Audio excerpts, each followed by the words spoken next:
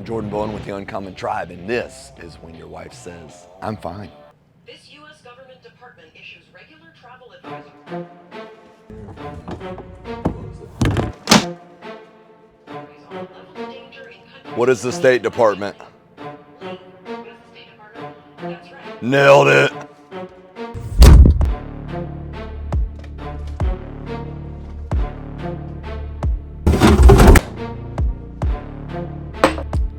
Hey, what's going on? I'm fine. Okay, if you're fine, then why are you acting like that? Acting like what? You seem like you got a problem. I got a problem? What's your problem? You literally look like you're suited up for war. What? Moving stuff around, you always got an issue, you're always getting like short with me. Always? You want to see always? I always? Always? I'm gonna give you always right now. I think Jess might have looked better on the second go than the first go. Are you with me? All right, guys. Hey, welcome back. So here's the deal. What we're looking at on this part of the Uncommon Tribe is we're looking at how does this happen? How do these conversations go from somebody sitting in the room, somebody's upset about something, you go to investigate what that looks like, and it just turns into Hulk mode outcome. We've all been there. I've been married for 15 years now with my wife, and the thing is I get it. Nobody's gonna be perfect. No conversation's gonna be perfect. So even if you can't apply anything in this video, what I recommend you do in your relationship, which has been tremendously successful for my wife and I, is a genuine purpose to love the other person. No matter what that is, if your intention is to serve, love, and honor the person that you're with, then you're probably going to have some level of success, right, in your marriage. And you can fight through the difficult times, and you can work together to get through a lot of these things. If your purpose is for yourself, if your purpose is with this first tribe member, and the reason we started this was because on the Uncommon Tribe, everything has threat rings of responsibility and impact, and what's your decision on what you're going to take on day in and day out looks like. And the first threat ring has to be your spouse. And then you have your kids, and then your tribe rings get bigger and bigger and bigger. So why start with your spouse? Because it's the most important part for your life. If you don't have somebody who feels honored and loved in the house with you, then you're going to live in turmoil no matter what. Your tribe's going to be fucked for sure. So what is the first thing that you have to think about? Well, if I'm going to partake in this conversation, and like I said, I have absolutely made way more mistakes in conversations than just about anybody I know. My wife would be the first to attest for this, but I've always had a absolute desire and purpose for my wife and love for my wife, and she's had the same for me. And this is why we've been able to kind of struggle through these things and continue to get there. So number one thing you got to have is purpose for your spouse. You have to love that person. You have to want to honor that person. You have to want to love that person. You have to want that person to have a great day.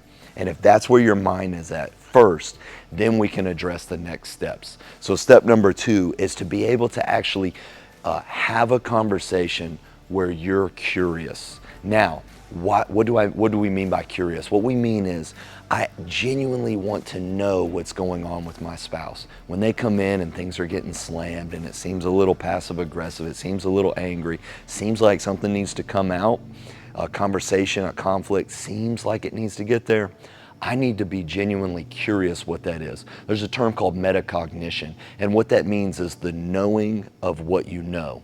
And that sounds silly, but it's like we have to know that we think we're aware, right? And I think I know what's wrong or what the point is with my spouse, but the reality is I have a good idea, but I don't truly know what's going on in that other person's head.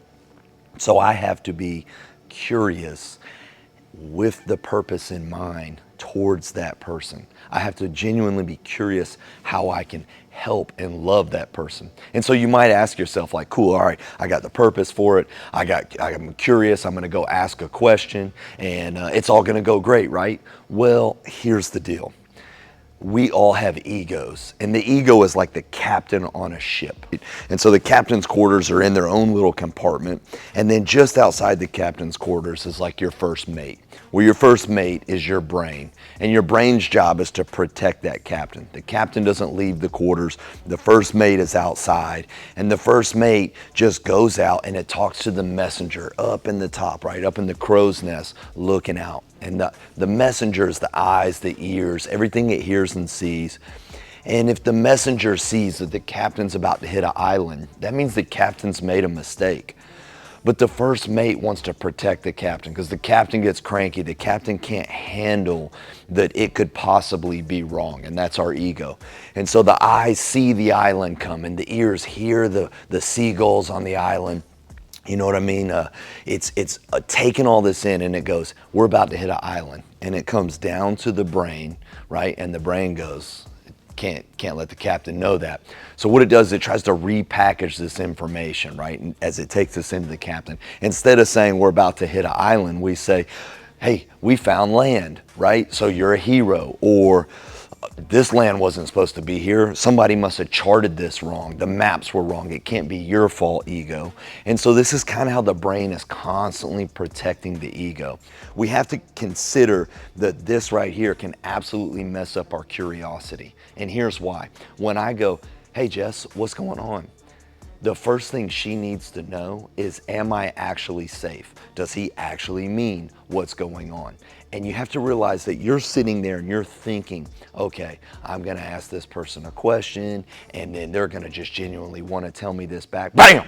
Right? It's like a firework going off in the distance to that person. You launch the firework off just going, what's up? They haven't had time to process, okay, that was just kids, or it's 4th of July, or it's New Year, right? They haven't had time to process the truth of the question you ask, which is that you genuinely want to know. So their first thing that they're gonna do is they're gonna probe for safety. They're gonna go, I'm fine, right? You go, hey, seriously, what's going on? I love you, I care about you, I wanna hear what you have to say.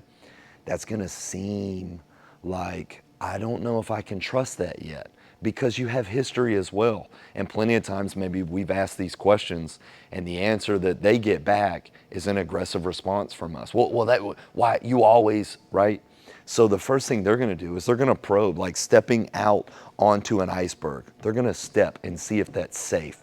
And unfortunately, the way that we test for safety is we become a little bit offensive. So you can expect a passive aggressive type of answer. I go, hey, what's going on? Seriously, I care about you, I love you, I just wanna know. You're like, well, I doubt that.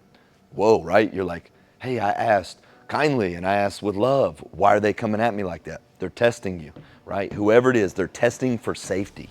And so when you ask that question, you better make damn sure you've already told your captain, like, hey, I got this, ego, relax. In fact, we care more about her, we care about getting to the right island, right?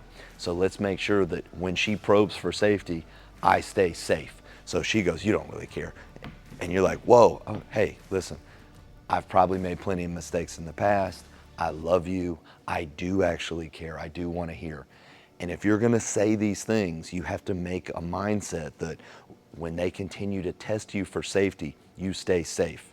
And so you continue to ask questions, be genuinely curious, stay safe. And if they want to share what's going on with you at that time, perfect. And you go, okay, I understand. So it sounds like, and you repeat back to them what they said to you. And that's an important thing because it gives them the opportunity to make sure that you heard them. And it gives you the opportunity to make sure that what you heard was accurate with what they said. So she goes, hypothetical scenario here. She goes, hey, we got home and you hopped right inside and you went straight to watching TV and you didn't help me carry in the groceries and I have all these other tasks that I got to get done and then I got to go. So you feel like I came inside, I just sat down, I didn't help you move anything and you got all this other stuff and it's stressful. And she goes, yeah.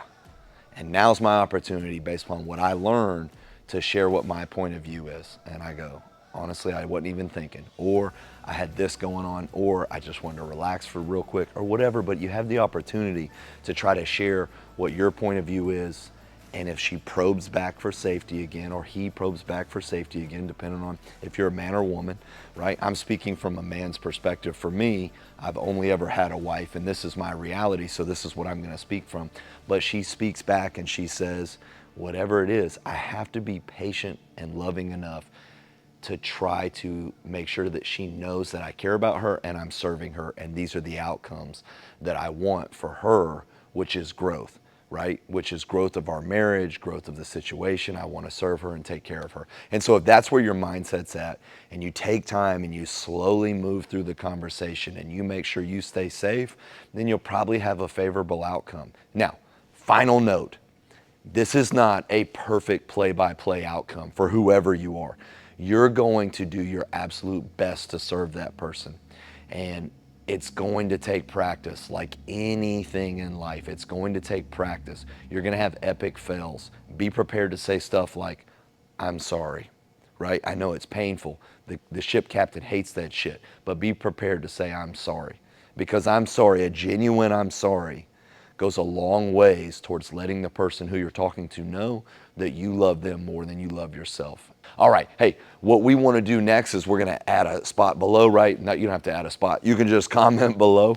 And on the comment below, what we want to hear is what kind of obstacles do you guys want us to tackle? Office stuff, with your kids, with your spouse, working out, whatever it is, like different task and challenge in your life that we feel like we can take on and help try to give some tangible, solid advice and love towards. So have fun with it. Stay in it.